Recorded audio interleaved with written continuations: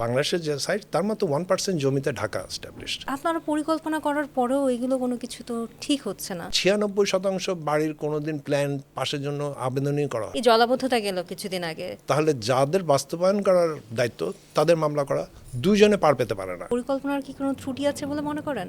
জিডিপির 34% প্রডিউস করে। গুলশান বনানীতে যে সুবিধা সেই সুবিধা মিরপুরে পাওয়া যায় না। Dhaka is excellent city.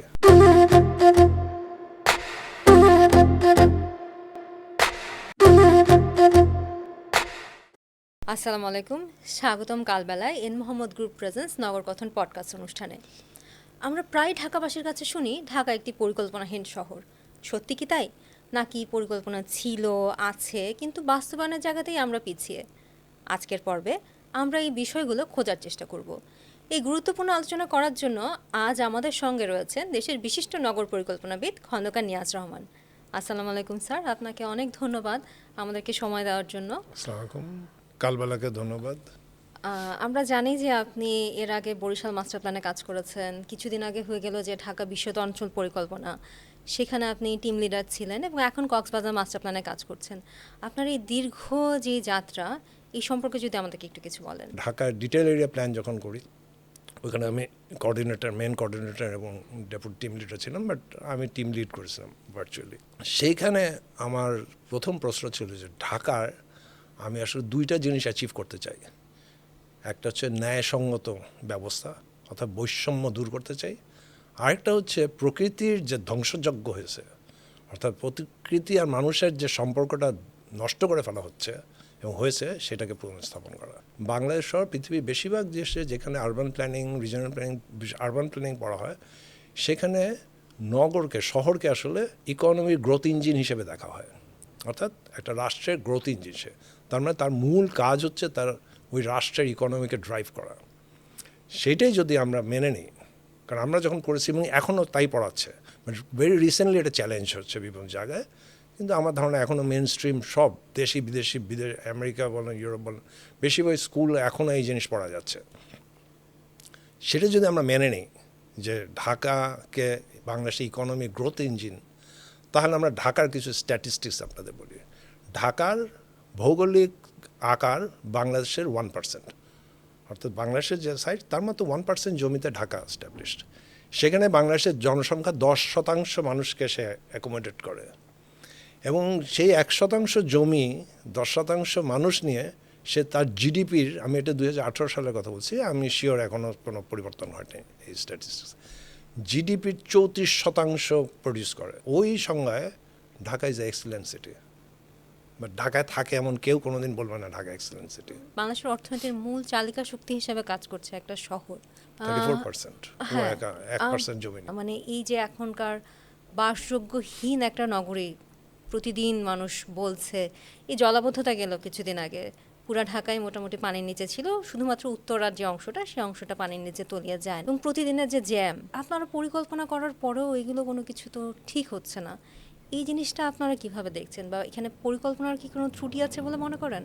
পরিকল্পনার ত্রুটি তো থাকতেই পারে। যে আমি যেই টিমকে লিড করে যেই প্ল্যানটা তৈরি করব, আমার কাছে তো ওটা নিজের বাচ্চার মতোই লাগবে, তাই না? কিন্তু এটা কখন টেস্টেড হবে? যদি এই রাষ্ট্র কোনো দিন কোনো পরিকল্পনা আসলে বাস্তবায়ন করতো। একটা আলোচনা অনুষ্ঠানে বলতেছিলাম যে ড্যাপ করলাম যে আমরা, সেটা পাস হলো, গেজেট হলো, গেজেট মানে আইন হলো, কিন্তু বাস্তবায়ন হয় না। তাহলে এই অবস্থায় যারা প্ল্যানটা করেছি তাদের যত ফিস খরচ, সেটাও ট্যাক্সের টাকা আসছে জনগণের, আর এখন যাদের বাস্তবায়ন করার দায়িত্ব তাদেরও বেতন ভাতা সবই ট্যাক্সে চলে। তাহলে হয় আমরা কাজ খারাপ করেছিলাম যার জন্য ওরা বোঝে না, ওরা এটা করতেছে না, যারা এখন ক্ষমতায় আছে, মানে আমি ক্ষমতায় মানে সরকারি রাজুক থেকে সিটি কর্পোরেশন থেকে ওয়াসা তাদের, তাহলে রাষ্ট্রের উচিত আমাদেরকে সু করা, বিকজ আমরা তো টাকা নিয়েছি। অর যদি ওরকম কিছু না পায়, তাহলে যাদের বাস্তবায়ন করার দায়িত্ব তাদের মামলা করা। দুইজনে পার পেতে পারে না, কারণ দুইজনেরই ট্যাক্সের টাকা, জনগণের ট্যাক্সের টাকায় কাজটা করতেছি আমরা।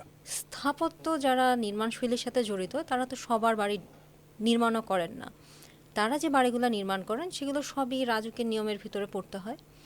তো এই যে 20 ফিটের রাস্তার একটা কথা আসছে, এবং প্রতিবারই বলা হচ্ছে যে আগুন লাগলে কি হবে, এই আগুন লাগার কারণে 20 ফিটের রাস্তা দরকার। আসলে জরুরি না। আসলে জরুরি না এই জন্য যে মনে আছে 2022-23 এরকম চুড়িহাটটায় আগুন লেগেছিল কখন, জি। ওই সময়। তো ওই সময় একটা টেলিভিশন অনুষ্ঠানে আমাকে নিয়ে যাওয়া হয়েছিল। সবাই বলতেছে এই চিকন গলির জন্যই আগুন থামানো যায় নাই, এই হয়েছে সে হয়েছে, সুতরাং পুরান ঢাকার সব রাস্তাঘাট ভেঙে বাড়িঘর তছনছ করে রাস্তা বড় করতে হবে। আমি এটার সাথে একমত ছিলাম না। আমি তাদেরকে বলতেছিলাম যে এই রাস্তা বড় হলে এই বিল্ডিংয়ের নিরাপত্তা, মানুষের জীবনের নিরাপত্তার কিছুই নিশ্চিত হবে না, সেটা যে কোনো দিন আমরা দেখতে পারবো।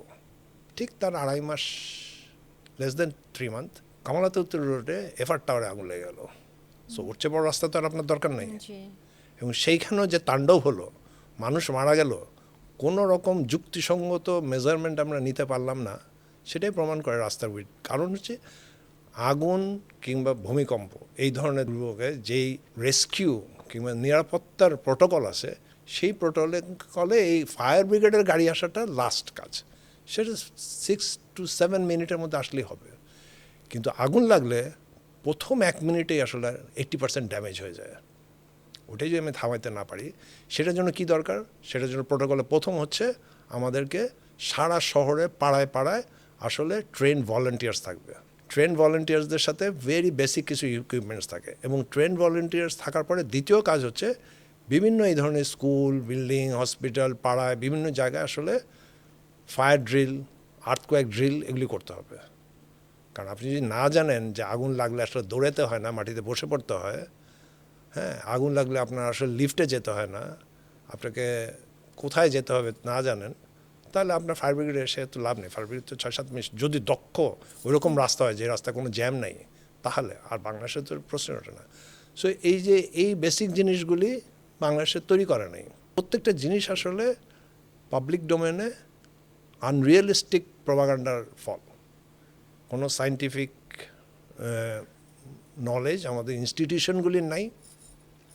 যে কদিন আগে আমাদের প্রধানমন্ত্রী নিজেই অসন্তোষ দিচ্ছিল যে প্রচণ্ড টেকনিক্যাল কাজের দায়িত্ব স্পার্সোর মতো অর্গানাইজেশন, তারপরে নজরুল ইনস্টিটিউটের মতো অর্গানাইজেশনে সব ব্যুরোক্র্যাটরা পোস্টেড। সো এইটা দিয়ে যখন হবে, তখন আমাদের পাবলিক ডোমেনকেও ওরা এই ধরনের ভুল তথ্য দিয়ে দিয়ে ভুল পথে চালাতেই থাকবে। সো আমার আবার আগের জায়গায় ফেরত যাই। আমার কাছে তখন ড্যাব করার সময় কিংবা কক্সবাজার মাস্টার প্ল্যান করার সময় যেই দুইটা জিনিস আমি অ্যাচিভ করতে চাচ্ছিলাম, সেটা হচ্ছে একটা হচ্ছে জাস্টিস শহরের ভিতরে। এই যে আপনাকে 90% জমির মালিককে আসলে আপনি বাড়ি বানাতে দিচ্ছেন না, আপনি অহেতুক মানুষের বাড়ি বানানোর উপরে বলতেছেন গাড়ি পার্কিং রাখবে, এটা রেজাল্ট কী হয়েছে? ঢাকা শহরে যত বাড়িঘর আছে পাকা সেমি পাকা, তার 96% বাড়ির কোনো দিন প্ল্যান পাশের জন্য আবেদনই করা হয় নাই। 96% মানুষ ক্রিমিনাল না। প্রবলেম হচ্ছে আপনি এমন আইন বানাইছেন যে আইন আসলে কোনো বাস্তবতাকে বোঝে না, কিংবা যে আইন আসলে খুবই ছোট্ট কোটারি স্বার্থ, অর্থাৎ ল্যান্ডকে স্মল ল্যান্ড ওনার মানে রিয়েল এস্টেট গ্রুপের হাতে জিম্মি করে দিয়েছে, আর কিছুই করে নেই। আপনজনের মমতায় ঘিরে থাকা বাড়ির প্রতিটি কোণে আমরা আছি আপনার প্রয়োজনে।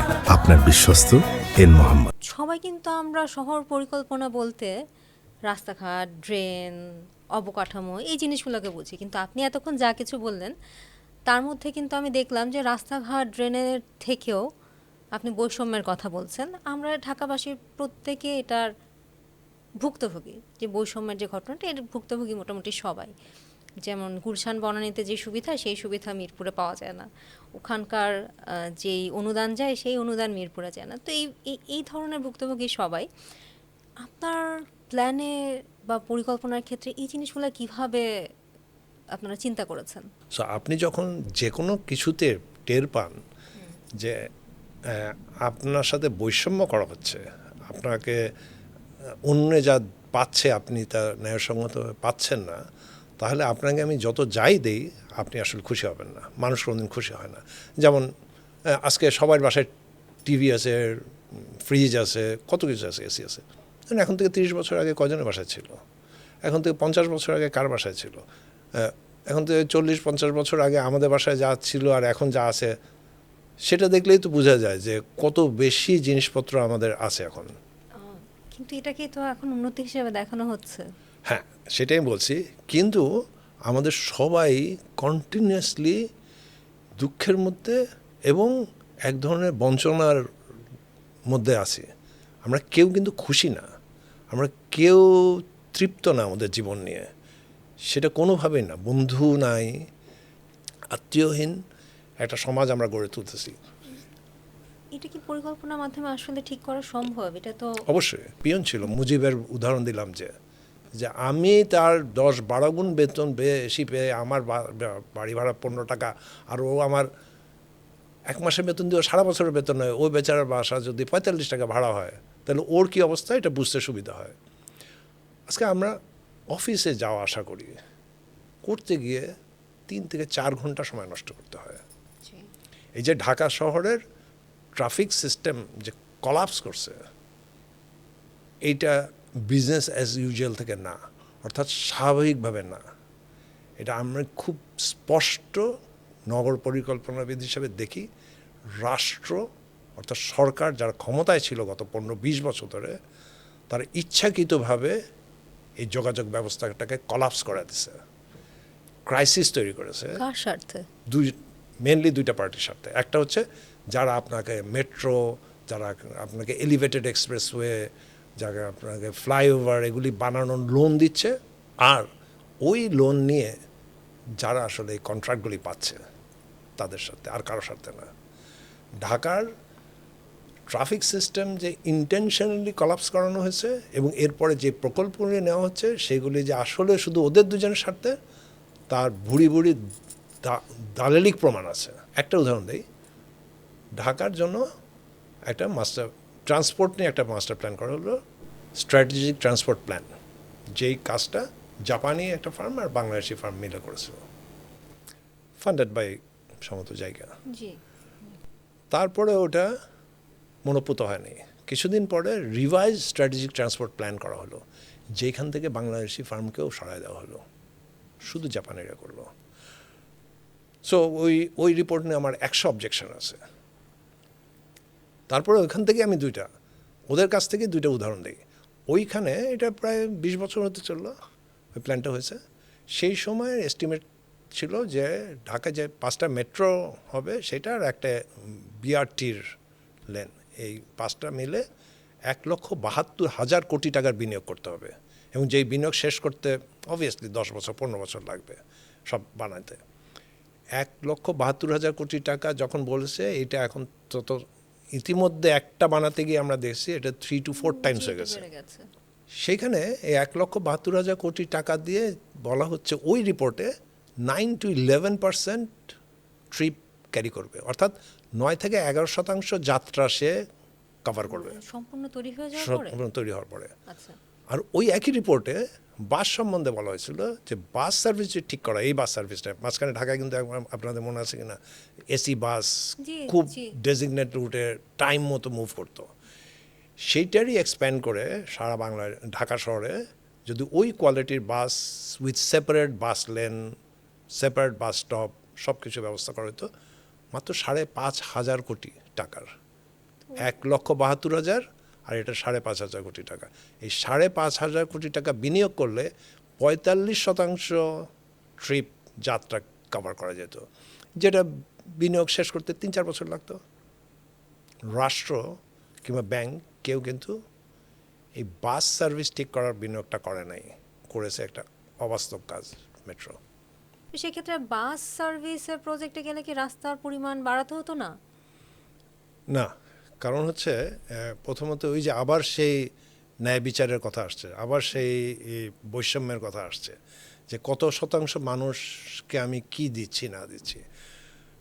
ঢাকায় গাড়ি আছে হচ্ছে 4% মতন পরিবারের কাছে, সেই গাড়িগুলি যখন রাস্তায় থাকে, এই যে গাড়ি চলে, রাস্তার 88% জায়গা অকুপাই করে রাখে সে। আর এখনও ঢাকা তো আসলে পায়ে হাঁটার জন্য একটা সম্পূর্ণ অযোগ্য শহরে পরিণত করা হয়েছে। ফুটপাত নাই, রাস্তা পারাপার বলে কিছু নাই, ভাঙা রাস্তা থাকে সাইডে, এবং ফুটপাত ছোট করতে করতে এখন 2.5 ফিটের নামায় নিয়ে আসছে, যে এইটা দিয়ে মানুষ কেমন করে হাঁটবে, যারা ডিজাইন করছে তারাই জানে। আমরা কোনো আর্কিটেক্টও বলতে পারে না কেমন করে ওইটা হাঁটবে, কোনো প্ল্যানারও বলতে পারে না। সো যেটা হচ্ছে যে ঢাকায় এরকম একটা জঘন্য পথচারী পথিকের জন্য একটা জঘন্য শহরে এখনও 40% যাত্রা পায়ে হেঁটে হয়। 40% যাত্রা যেটা পা হেঁটে বলছেন, তার মানে তারা খুব বেশি দূরত্বে যায় না। ঢাকার সবচেয়ে বড় অ্যাডভান্টেজ ছিল যে মিক্সড ল্যান্ড ইউজ। এটা একটা বিরাট অ্যাডভান্টেজ, এটা কোনো ডিসঅ্যাডভান্টেজ না। হ্যাঁ, এখানে কিছু কিছু খুবই উল্টাপাল্টা কাজ হয়ে গেছে, সেটা অন্য জিনিস। সো এই যে 40% আর বাসে যায় হচ্ছে সামথিং বিটুইন 55 to 60%, অর্থাৎ অলমোস্ট 18 সালের ডাটা এটা। 18 সালের ডাটা, কিন্তু আমি 100% নিশ্চিত যে এই প্রপোর্শন ভলিউম চেঞ্জ হয়েছে, প্রপোর্শন চেঞ্জ হয়নি। তাহলে বাসকে যদি, যেখানে প্রায় 40%-এর উপরে মানুষ বাসে যায়, সেই বাসের লেনটা কোথায়? সেই বাসের লেনে কেন আমি গাড়ি ঢুকতে দিচ্ছি? একটা ছোট উদাহরণ দিই। 2018-তে সড়ক নিরাপদ সড়ক আন্দোলন হয়েছিল, এবং 2024-এ 5ই আগস্টের পরে 1 মাসের উপরে ঢাকা শহরে ট্রাফিক ম্যানেজমেন্ট করেছিল হচ্ছে স্কুল কলেজের ছেলেরা। তখন ঢাকার জ্যাম কোথায় ছিল? ঢাকায় তো কোনো জ্যাম ছিল না। তখন ইভেন এয়ারপোর্ট রোড, যেটাকে আমরা ভিআইপি বলি, যেটা একটা প্রজাতন্ত্রের ধারণার সাথে কোনোভাবেই যায় না, সেই রাস্তায় আমি দেখেছি 2বারই রিক্সা চলেছে। সেই রাস্তায় একটা লেন খালি রাখা হয়েছিল অ্যাম্বুলেন্সের জন্য, আর বাকি রাস্তায় আমি গাড়ি চালাচ্ছিলাম, এবং সেই গাড়ি চালানোর তো এই জ্যাম ছিল না। তার মানে পুরো জিনিসটা আসলে ট্রাফিক ম্যানেজমেন্ট ফেইলার যদি আমি বলি, তাহলে অপরাধটা হচ্ছে আপনার দক্ষতার অভাব আছে। কিন্তু আমি যদি বলি আপনি ইন্টেনশনালি কাজটা করেছেন, কারণ 2বার এরকম ডেমনস্ট্রেশন হওয়ার পরও যেই সরকার এই ক্ষমতায় ছিল, তারা কেন পুলিশকে জিজ্ঞেস করে না যে তোমাকে এত টাকা দিয়ে রাখা হয়, তুমি আসলে রাস্তায় ট্রাফিক জ্যাম হয়, আর তোমারে সরাই দিলে যে বাচ্চাগুলি রাস্তা কন্ট্রোল করে, যাদের কোনো ট্রেনিং নাই, লিগ্যাল অথরিটি নাই, কিছুই নাই, সেরকম একটা ছোট্ট ছেলে কিংবা ছোটো একটা মেয়ে 9-10-এ পড়া আমি দেখেছি।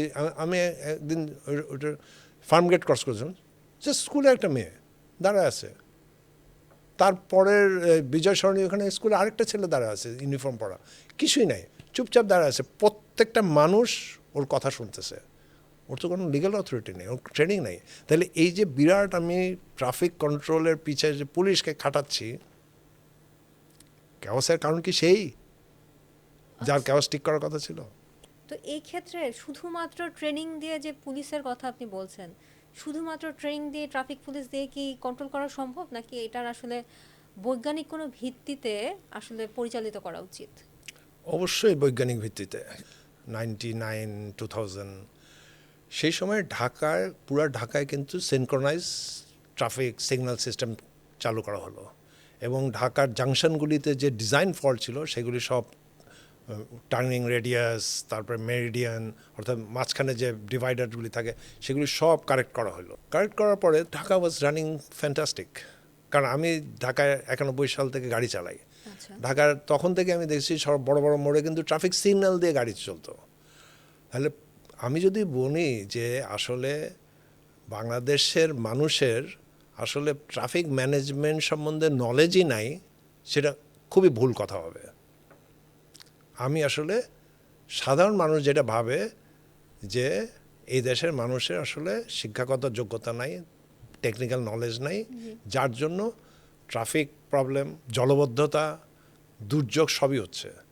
কিন্তু আমি একটা করে ট্রাফিকের ব্যাপারে বলতে পারি, এগুলি ড্রেনেজের সমস্যা যেটা হচ্ছে জলবদ্ধতা, সেগুলি আসলে দক্ষতার জন্য না, অভাবে না, এটা দূরভিসন্ধি। এদের ইন্টেনশনই ব্যাড। ইন্টেনশন হচ্ছে অল্প পয়সায় যদি একটা সমস্যার সমাধান হয়ে যায়, তাহলে প্রথমত হচ্ছে যে বিদেশি ব্যাংক যারা লোন দেয় তাদের ক্ষতি, ওই বিরাট লোন যখন আসে তখন যারা তার beneficiary, legal and illegal beneficiary, তাদের ক্ষতি। সো ওরা প্রতিটা সাধারণ সমস্যাকে ধ্বংস করে জটিল আকার ধারণ করায়। এটা আমি যে কোনো জায়গায় টেকনিক্যালি প্রুভ করতে পারবো। কিন্তু আপনার কথা অনুসারে যেটা মনে হচ্ছে যে পরিকল্পনা থাকে একদিকে এবং আরেক দিকে থাকে প্রকল্প, এই যে দুটার একদম মুখোমুখি অবস্থানের কথা বলছেন, এটা সমাধান কি? এটার সমাধান হচ্ছে পাবলিক ডোমেনে, অর্থাৎ এই যে গণমাধ্যম এবং বিভিন্ন জায়গায় এই বিষয়গুলি নিয়ে আলোচনা করতে দেওয়া হয় না। এক্স্যাক্টলি প্রকল্পের বিষয় নাকি পরিকল্পনার এই বিষয়? প্রকল্প এবং পরিকল্পনার যে দ্বন্দ্ব, কিংবা পরিকল্পনা যারা করলো তাদেরকে কিন্তু রেগুলার বেসিসে পাবলিক ডোমেনে আনা হয় না, যে তুমি কেন এই কাজ করছো। ওকে জবাবদিহি কিংবা ওর নিজের আত্মপক্ষ সমর্থন কেন এই কাজটা করেছে, এই প্র্যাকটিসটা বাংলাদেশে ঠিকমতো গড়ে ওঠে নাই। না, আপনি যেটা বললেন যে পরিকল্পনাবিদদের আনা হয় না, ঠিক একইভাবে প্রকল্পে যারা কাজ করছেন তারাও কিন্তু কোথাও কিছু বলতে পারছেন না। তো দুইজনই যদি একই এন্ডে থেকে বলেন যে আমরা আসলে কিছুই কোথাও বলতে পারছি না, তাহলে বলেটা কারা? বলে হচ্ছে রাজনীতি করে যারা দুর্বৃত্ত, সবাই না, তারা। আর আরেকটা হচ্ছে যে খুবই সিনক্রোনাইজডভাবে জি, ইনফরমেশন ডিসিমিনেট করা হয়। যেরকম যেমন ধরেন, আমরা জানি যে বাংলাদেশে যে রাস্তাগুলি তৈরি করছে, হাইওয়েগুলি তৈরি করছে, সেগুলি পৃথিবীর যে কোনো দেশের 3 থেকে 4 গুণ খরচ। জি, রূপপুর পাওয়ার প্ল্যান্ট, ওই সময় ইন্ডিয়া একটা রূপপুর প্ল্যান্ট হচ্ছে তার 3 গুণ। 3 গুণ মানে 100 টাকার 3 গুণ 300 টাকা না, ইটস $1 মিলিয়ন 3 গুণ।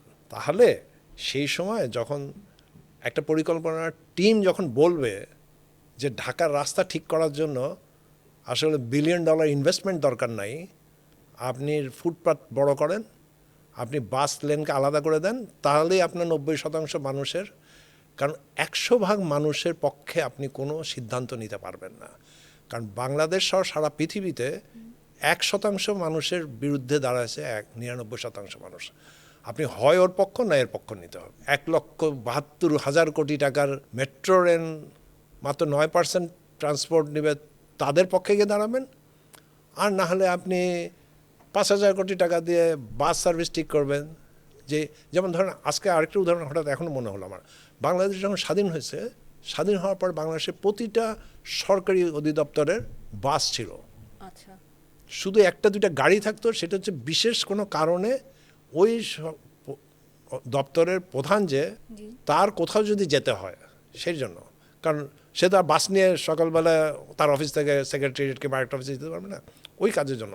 এবং সেইগুলি প্রাইভেট গাড়ি থাকতো না, ওগুলি জিপ থাকতো কিংবা মাইক্রোবাস থাকতো, যেখানে অনেককে চালানো যায়। তাহলে সেই সময় বাংলাদেশে যারা সরকারি কাজ করতো, বিশ্ববিদ্যালয়ে চাকরি, তারা প্রতিদিন আসলে ওই বাসে করে আসা যাওয়া করতো। ইন্ট্রোডিউস করা হোক এখন না এখনো যে আছে, সরকারি, সংখ্যা অনেক কম। না এখন বাধ্য করা হোক যে সেক্রেটারিয়েট সহ সব জায়গায় সব কর্মচারীকে বাসে করে ঘুরতে হবে, দেখবেন বাস সার্ভিস ঠিক হয়ে যাবে, বাস লেন ঠিক হয়ে যাবে 6 মাসের মধ্যে। আপনজনের মমতায় ঘিরে থাকা বাড়ির প্রতিটি কোণে আমরা আছি আপনার প্রয়োজনে। আপনার বিশ্বস্ত এন মোহাম্মদ। আরেকটা প্রশ্ন চলেই আসে, সেটা হচ্ছে বাংলাদেশের প্রধানমন্ত্রী যিনি বর্তমানে আছেন, তিনি তো একটি কথা বারবার বলছেন যে খাল খনন করা দরকার, জলাবদ্ধতার কারণে হোক, মানে জলাবদ্ধ থেকে মুক্তি হোক, কৃষির উন্নয়নে হোক, সব কিছু মিলিয়ে খাল খনন করা প্রয়োজন। প্রথমত যে খাল খননের বিষয়টা, যে এখনও বেশিরভাগ মানুষের মাথায় আছে খাল হচ্ছে একটা বড় ড্রেন, ওর একমাত্র কাজ হচ্ছে ড্রেনেজ চ্যানেল, অর্থাৎ পানি যাতে না আটকায় বেরোয় চলে যায়। অবশ্যই ওটা তার একটা কাজ, কিন্তু আমরা যার জন্য বিশদ অঞ্চল পরিকল্পনায় খালকে কিন্তু নগর জীবনরেখার একটা অংশ হিসেবে দেখা হয়েছে। নগর জীবনরেখাটা কি সেটা যদি আমাদেরকে একটু বলেন। অর্থাৎ শহরটা আমরা কিন্তু একটা জীবন্ত বস্তু হিসেবে, এন্টিটি হিসেবে দেখি। এটা দালান কোঠার মতো না যে বানায় ফেললাম আর শেষ। ওর কিন্তু বিবর্তন কন্টিনিউয়াসলি হচ্ছে।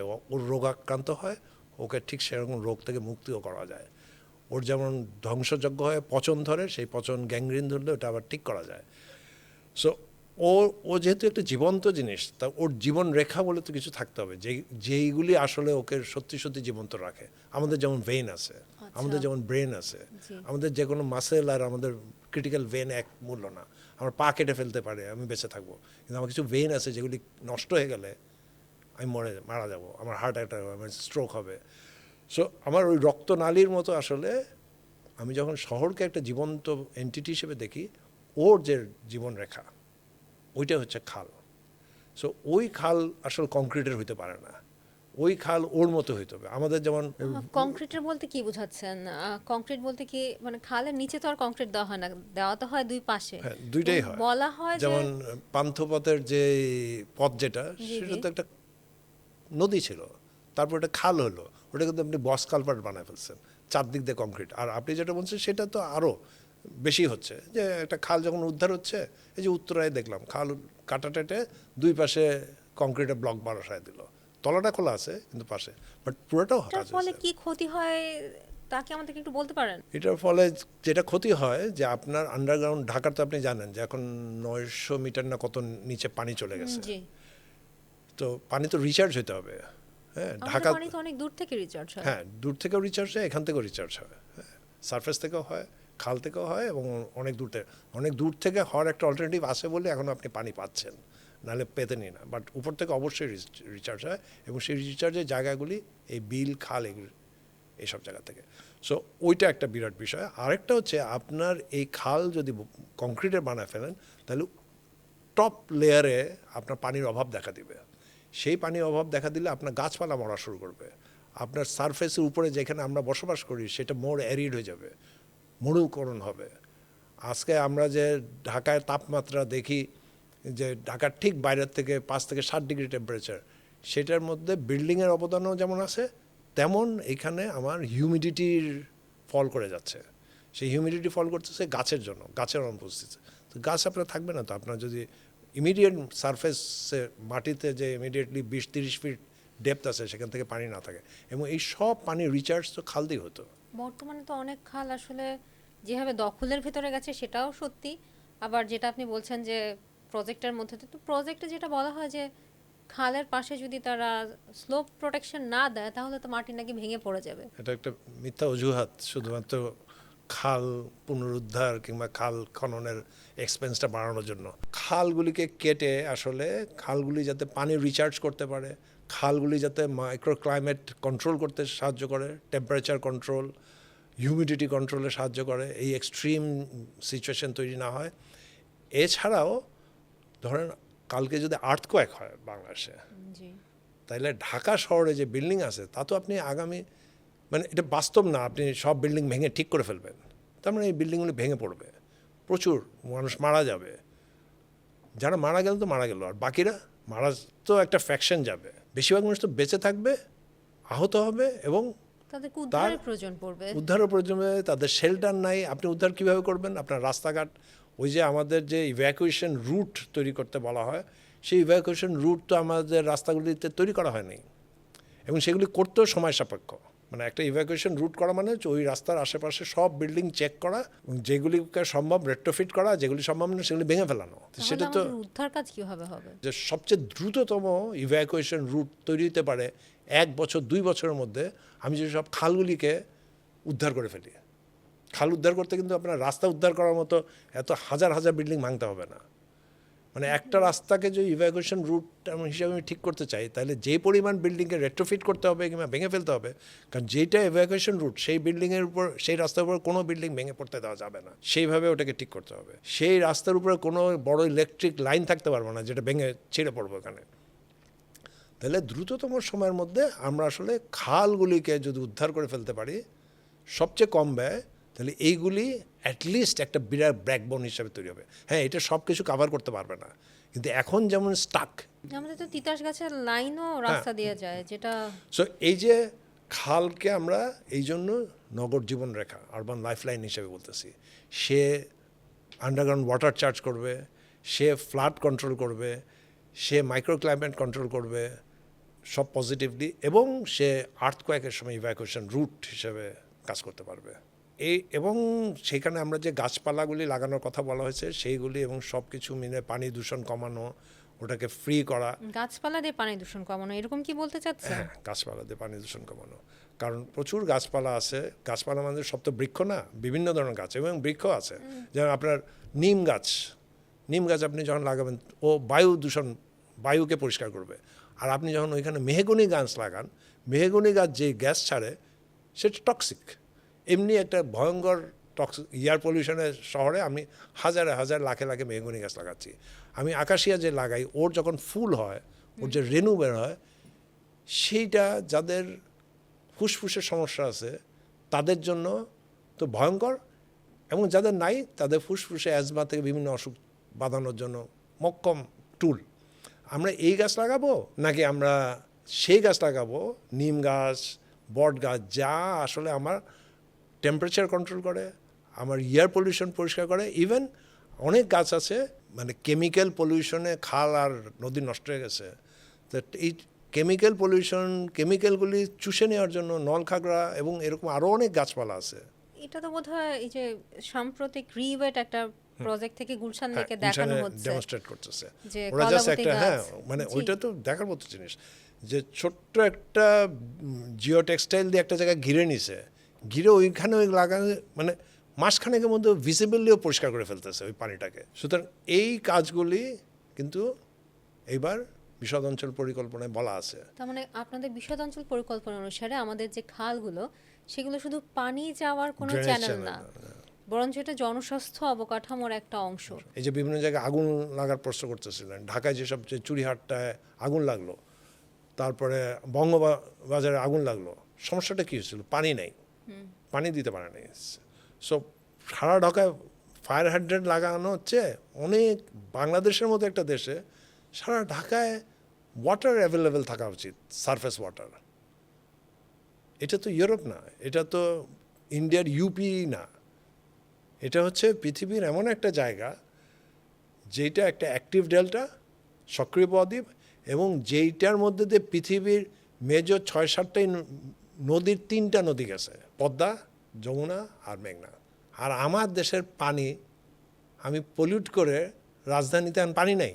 এইরকম অদক্ষতা, অসততা সাথে ঢাকার মতো একটা শহরকে পানির ক্রাইসিস, পানি পলিউট করা সম্ভব হয়েছে এমন একটা রাষ্ট্র ব্যবস্থা দিয়ে, যেই রাষ্ট্র ব্যবস্থার প্রশাসন থেকে কেউ আসলে নিজের দেশ নিয়ে কোনো দায়বদ্ধতা নেই।